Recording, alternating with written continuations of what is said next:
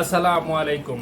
আজকের ভিডিওটি খুবই ইন্টারেস্টিং হতে যাচ্ছে। আজকের ভিডিওটি আফটার এইচএসসির পরে কি আপনাদের কেরিয়ার শুরু করা উচিত নাকি এইচএসসির আগে শুরু করা উচিত, এই বিষয়ে বিস্তারিত তুলে ধরবো আজকের ভিডিওটিতে।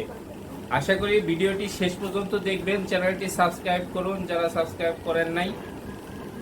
চ্যানেলের পাশে থাকার জন্য ধন্যবাদ।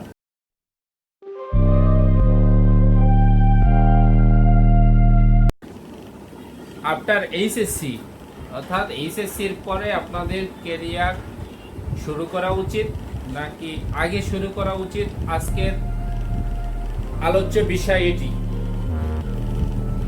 আজকের ভিডিওটি বেশি দীর্ঘায়িত করব না। আপনারা যারা সবেমাত্র এইচএসসি পাস করেছেন তাদের নেক্সট টার্গেট তো ভার্সিটি অ্যাডমিশন, তাই না? সো যারা পড়াশোনা করেন, স্টাডি করতে চান শেষ পর্যন্ত, আমার অ্যাডভাইস হবে তারা খুব ভালোভাবে 8 থেকে স্টাডি শুরু করবেন। 8 থেকে যদি আপনারা পড়াশোনা শুরু করেন 8, 9, 10 ইন্টার, তাহলে এই 3-4 বছরে আপনারা পর্যাপ্ত নলেজ আহরণ করতে পারবেন। কেননা যেটা ভার্সিটিতে অ্যাডমিশনের ক্ষেত্রে খুবই কার্যকরী ভূমিকা রাখবে।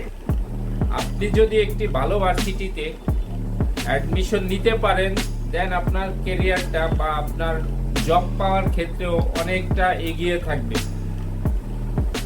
যদি এক্সাম্পল যদি ধরেন ঢাকা ইউনিভার্সিটির কোনো স্টুডেন্ট কোনো জবে অ্যাপ্লাই করে থাকে, সে যদি কোয়ালিফাইড না হয়, এক্সপিরিয়েন্স না হয়, তারপরেও ইউনিভার্সিটির কারণে তাকে কিন্তু জব পাওয়ার ক্ষেত্রে অনেকটা এগিয়ে রাখবে।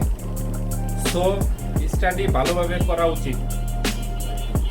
এছাড়া যদি কেউ বাহিরে স্টাডি করতে চান, স্কলারশিপ নিতে চান বা নিজেদের টাকায় ভর্তি হতে চান বাহিরে, সেই প্রসেসটাও আপনাদের এসএসসির আগে থেকেই শুরু করা উচিত। ইংলিশটা আয়ত্তে নিয়ে আসা উচিত। ইংলিশটা যদি প্র্যাকটিস করেন তাহলে কোনো সমস্যাই না। যদিও আমরা বাঙালি, ইংলিশটা আমাদের কষ্ট হয়, বাট যদি আপনি প্র্যাকটিসের উপর থাকেন এটা কোনো ব্যাপারই না, আপনি এগিয়ে যাবেন ইনশাল্লাহ। এবার আসি ইন্টারের এক্সামের পরে বা রেজাল্টের পরে আপনাদের উচিত হবে যে কারণ ছোটোখাটো হোক একটা জবে ঢুকে পড়া। ভার্সিটির পাশাপাশি একটি জবে যদি আপনি ঢুকে পড়েন, আপনার ভার্সিটি শেষ করতে করতে 3-4 বছর আপনি কিন্তু জবে আপনার একটা এক্সপিরিয়েন্স চলে আসবে। সেই এক্সপিরিয়েন্সটা আপনার ফিউচারে খুবই কাজে লাগবে। সো এইচএসসির পরে আমার অ্যাডভাইস, আপনারা কেরিয়ার গড়ার লক্ষ্যে পার্ট টাইম হোক, ফুল টাইম হোক, স্টাডির সাথে সাথে পড়াশোনার পাশাপাশি আপনি জবে লেগে পড়ুন। কর্মক্ষেত্রে আপনি গেলে এক্সপিরিয়েন্স বাড়বে, অনেক কিছু জানতে পারবেন। একটি এক্সাম্পল বলি, ঢাকা ইউনিভার্সিটির ক্ষেত্রে এত গুরুত্ব কেন। আমি ইয়ামাহা কোম্পানি, এসিআই মোটরসের sister concern, Yamaha company area ম্যানেজারে স্যালারি মোটামুটি রেঞ্জের, ওইখানে অ্যাপ্লাই করেছিলাম বিডি জবসের মাধ্যমে। ওই ইয়ামাহার যে ডিজিএম, উনি আমার পূর্ব পরিচিত, সম্পর্ক ভালো। সো অ্যাপ্লাই করে আমি আমার সিভিটা নিয়ে সাক্ষাৎ করছিলাম, ভাই আমি তো এই পোস্টে অ্যাপ্লাই করছি, আপনি যদি একটু দেখেন যদি কোনো সুযোগ থাকে আপনার হাতে। চেয়েছিল অনার্স পাস, আমি কিন্তু মাস্টার্স পাস, রেজাল্টও খারাপ না, ফার্স্ট ক্লাস। বিএসএস আর মাস্টার্সে আমার রেজাল্ট ভালোই মোটামুটি। সো জবটা পাওয়ার যোগ্য, এক্সপিরিয়েন্সও আমার কম না, বেশ 15-16 বছর তখন এক্সপিরিয়েন্স ছিল।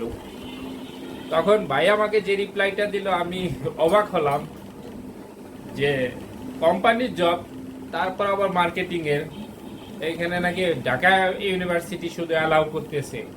তো বুঝেন ব্যাপারটা, যে কোম্পানির জবেও ঢাকা ইউনিভার্সিটিটা ফলো করে বা ওইখানকার সার্টিফিকেট দেখে।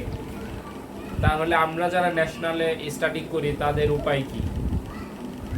সো পড়াশোনাটা সঠিকভাবে করুন, কেরিয়ার গড়ার ক্ষেত্রে আপনার খুবই খুবই উপকারী আসবে। আর যদি চিন্তা করেন না পড়াশোনা করবেন না, তাহলে বাইরে যেতে চান, বাইরে চলে যান, এটাই আপনার জন্য বেটার হবে।